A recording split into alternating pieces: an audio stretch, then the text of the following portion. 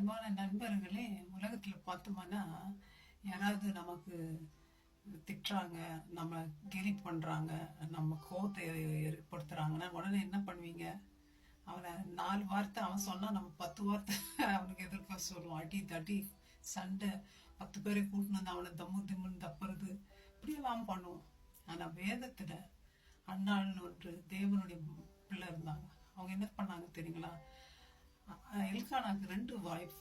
அதுவும் ஒரு புருஷனுக்கு 2 மனைவி இருந்தா அது எவ்வளோ ஒரு கொடுமையான ஒரு இது. ஒரு புருஷன் மனைவியை நேசித்து இன்னொரு மனைவியை அவ்வளவா நேசிக்க மாட்டாங்க.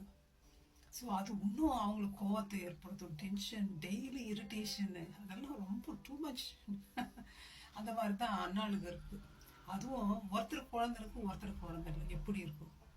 ஆண்டவர் அண்ணாளுடைய கர்ப்பத்தை அடைச்சாருன்னு பார்க்கணும். ஆனா அண்ணாள் தனக்கு விரோதமா அவங்க சக்களத்தி பேசும்பொழுது அவங்க கூட சண்டை போட்டாங்களோ எதுவும் பைபிள் நமக்கு சொல்லலை. அதுக்கு பதிலாக ஒன்று செய்கிறாங்க. தேவாலயத்துக்கு சிலுவாமுக்கு போய் ஆண்டோடைய பாதத்தில் உட்காந்து அழுறாங்க. ஒரு நேரத்தில் அங்கே ஏலி சொல்கிறார், ஒருவேளை இந்த பொண்ணு குடிச்சிட்டு வந்து அழுது நிற்குதா அப்படின்ட்டு. அவ்வளவா வியாகுலப்பட்டு அழுறாங்க ஆண்டோடத்துல.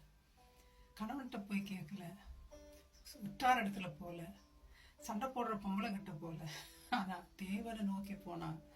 குழந்தை இல்லத்தான், எனக்கு வீக்னஸ் தான், ஆனாலும் அது மேட்ரு கிடையாது. ஏசு கிறிஸ்து தான் எனக்கு மேட்டர் ஜாஸ்தி. ஏன்னா அவர்கிட்ட தான் போவேன். ஏன்? அவர் தான் உருவாக்கினவர். அவர் தான் சொல்றார், நான் உருவாக்கினவர், நான் கர்ப்பத்தை அடைப்பேனோ பைபிள்ல கேட்கிறார் ஆண்டவர். ஃப்ரெண்ட்ஸ், ஒருவேளை கர்ப்பமோ வேற எதுவும் வீக்னஸோ உங்களுக்கு இருக்கலாம். நீங்க அழுது கொண்டே இருக்கலாம், தினமும் கஷ்டப்பட்டுனே இருக்கலாம் வாழ்க்கையில. யாரும் எனக்கு விடுதலை கொடுக்கலையே, என்னை நொந்து பேசுறாங்களே, என்னுடைய விரோதிகள் அதிகமாகறாங்களே, நீங்க அழலாம். ஆனா நான் உங்களுக்கு சொல்றேன், அவங்ககிட்ட சண்டை போடுறதுக்கோ அவங்ககிட்ட பேசுறதுக்கோ போகாதீங்க. ஆனா உருவாக்கின தேவன்கிட்ட போய் சண்டை போடுங்க, அவருக்கு பிடிங்க, அவர்கிட்ட அழுங்க. அவர் சொல்றாரு, தேவன் அந்நாளை நினைத்தருளினார், என் சிறுமையை பாரு ஆண்டவரே, என்னை நினைத்தருளும் பார். கேளுங்க ஆண்டவர்கிட்ட. சிறுமைப்பட்ட எத்தனை பேர் ஆண்டவர் விடுதலை கொடுத்திருக்கிறார். இயேசுநாதர் சிலுவையில தொங்கும் போது கூட அந்த கல்வன் ஆண்டவர்கிட்ட கேட்கிறான், ஆண்டவரே என்னை நினைத்தருளும் தாப்பனே, இன்றைக்கே நீ பரதேசில் இருப்பார் என்றார் ஆண்டவர். ஃப்ரெண்ட்ஸ், நம்மளை கைவிட்டுருவாரா? எப்பேற்பட்ட சிறுமையா இருந்தாலும் அவர் பாருங்க. அண்ணாளுக்கு அது தாங்க நம்பிக்கை, விசுவாசம் ஜாஸ்தியா இருந்துச்சு. நான் அழுதாலும் என் அப்பா கிட்ட தான் அழுவேன். என் கணவர்கிட்ட போய் நான் அழமாட்டேன், அவரால் ஒன்றும் முடியாது, ஏன்னா அவரும் மனுஷன். அவர்களை விட பெரியவர் இயேசு கிறிஸ்து. எல்லாரையும் மாற்றுவார். கர்ப்பத்தை திறந்தாரே ஏசப்பா, அழகான பிள்ளைய கொடுத்தாரு. நம்மளா இருந்தா பிள்ளைய 10 ரூபாய் வச்சு நிற்போம், ஆண்டவருக்கே கொடுத்துருக்க மாட்டோம். ஆனா அண்ணாளுக்கு ஆசை எல்லாமே இருந்திருக்கும். ஒரே ஒரு குழந்தை எத்தனையோ வருஷங்களுக்கு பிறகு பிறக்குது.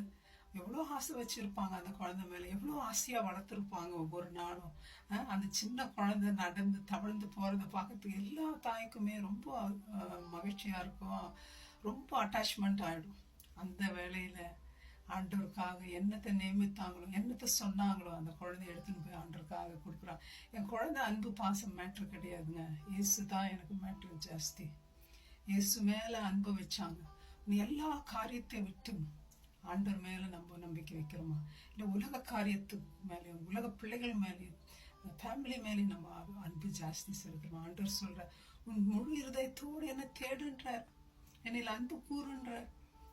கமான் ஃப்ரெண்ட்ஸ், நம்மள ஆண்டவரத்தில் அன்பு கூறுவோம். நம்ம கவலைகளை நீப்பார், நம்முடைய கஷ்டங்களை எடுத்து போடுவார்.